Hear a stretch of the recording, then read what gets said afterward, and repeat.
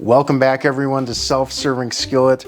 I have a sort of repeat series on the show. We are going back to Super January, where we are making soup every week because it's good for the soul and good for snowy days. It snowed like a foot here overnight, which is just great. So I want to make the soup and sit down in front of my fake fireplace and just be cozy for a little bit. So what we are doing here is going to be a chicken bacon chowder.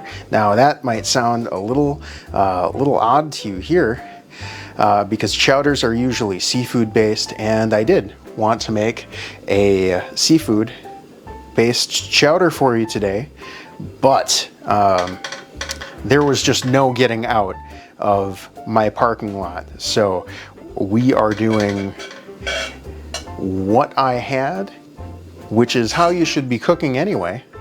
So what we're gonna do here, I'm gonna melt 2 tablespoons, which is about 30 grams of butter in this pan. And once it's all melted, I'm gonna cook down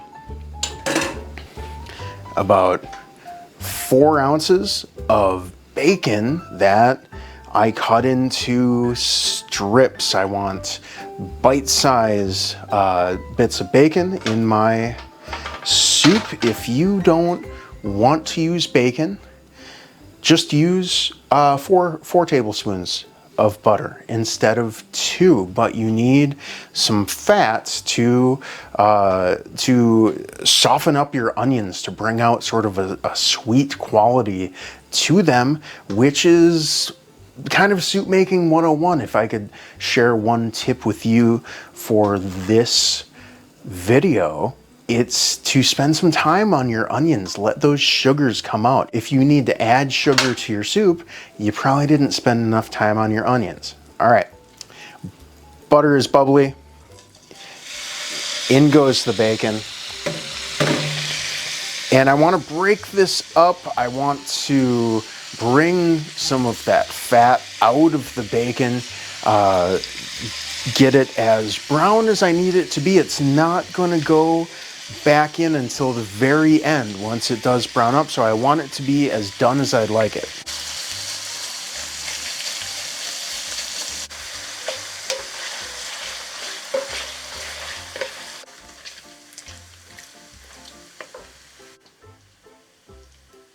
Once these are done, once these are as brown and crispy as you'd like them, transfer them to a paper towel lined vessel.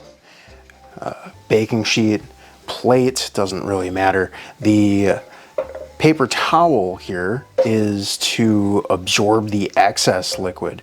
We still want the fat from the bacon, but the paper towel is always a good idea because the bacon will lose a little bit of its texture if we just let it sit and sort of steam. We're going to use all of that bacon grease, a little bit of butter to soften these onions. So heat goes off when I'm taking the bacon out, heat goes back on when I'm putting the onions back in. There we go. And when those onions are looking nice and golden, go in with about a big spoon of flour.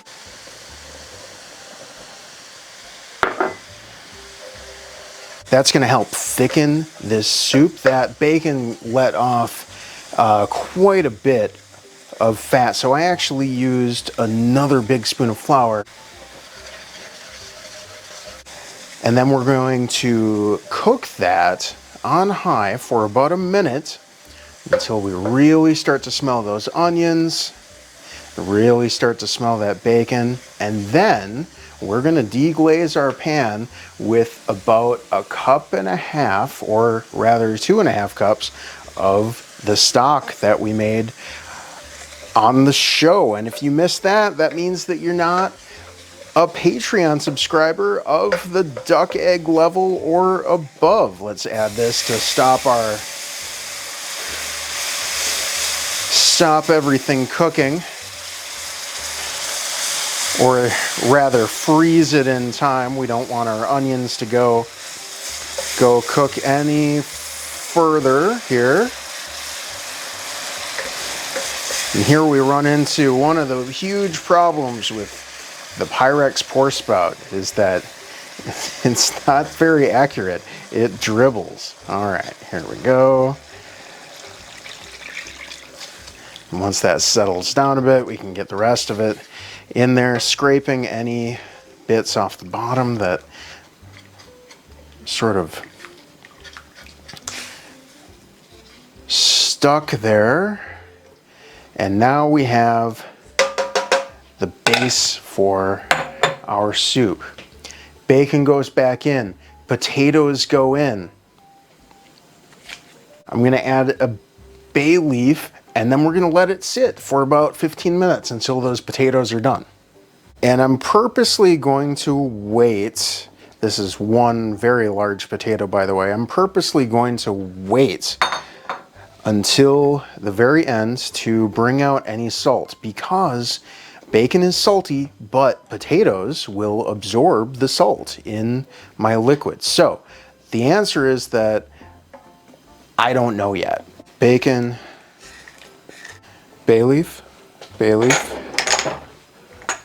bay. And there's bay already in the stock that we made together on Patreon. That link to the Patreon for this channel is in the description below. For as little as $1 a month, you get all of my content, all of my new content, rather ad-free. I think there's stuff from going back about 3-4 months. We're going to turn this on low, we're going to cover it, and we're going to let it sit for about 15 minutes, let those potatoes soften up, then we can come back and do the next step. The chicken egg level, which is the next level up, that's $5 a month, you get all of my content ad-free and a day early. At the $10 level, which is the duck egg level, that's where you get to see the stock. I put an extra show out every month that sort of relates to this show. Go check it out after the video. 15 minutes later, and our potatoes are paring knife tender. So that's how we know. And our soup itself is looking very, very nice and thick. I'm just going to give that a little bit of a stir around before I do the next step here. I don't want to break up too many of those potatoes. Next step, the amount of stock that we put in, I'm going in with that much whole milk. So in total, in this soup, 5 cups of liquid, which is roughly 1.2 liters.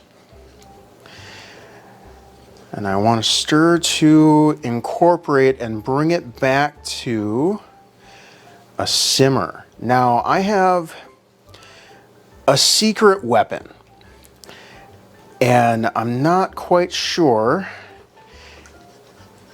if I'm going to use it, but if I don't use it, I lose it. This is potato water that I made mashed potatoes with the other day, and I reduced it to it looks pretty watery, but watch what happens when I turn it upside down. Okay, so it's kind of one solid chunk of potato starch, I guess. So my thought was that, well, I don't have to waste this. I can use it in this chowder, and at the very least, it'll be just more potato, and at best, it'll be kind of another thickening agent, which is going to be very helpful. So I'm just gonna work that in a little bit, and it just adds a nice texture to the soup. We're gonna bring this back to a simmer. I have about a 1/4 cup of cream here that I'm gonna throw in once it's at a simmer, and then we season. We are simmering, and this is looking really good. I'm just gonna scrape at the bottom of the pan here just to feel if anything is stuck, and it looks like I did a pretty clean job here. We're gonna finish this with that 1/4 cup of cream that I was talking about here. That's really gonna bring just such a luxurious quality to this soup, to this chowder, and we're gonna taste. We're gonna taste for saltiness. We're gonna taste for how much of that seasoning left over from the stock got into the soup. All right.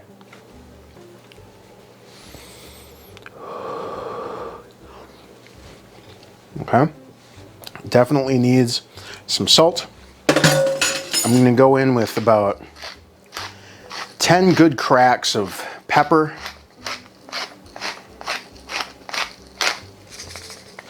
I think that was 10. And some salt.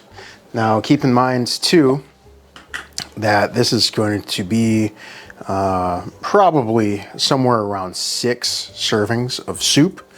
And this isn't the end. We can season at the bowl. I tend to like things a little saltier than some of the people I usually dine with, so I try at least to go on the lighter end of the salt spectrum so they can choose to salt more, and then I probably will salt more at the dinner table. Here we are. All right, new spoon. Let's check it out.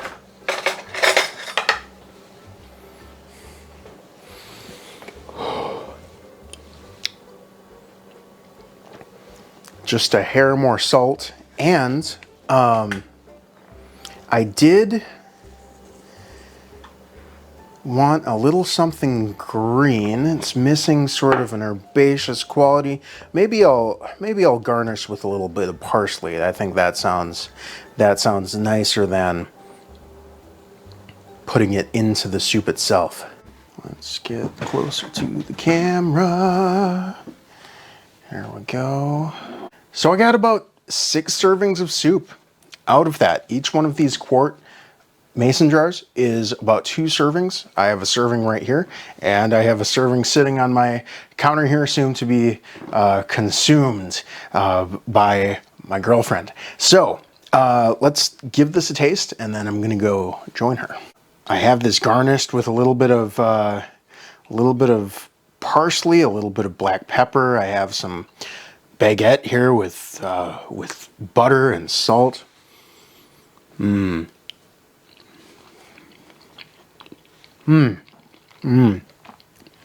Okay, so we really have some nice creamy elements here. Very savory. That bacon comes through. Let's try it with the bread.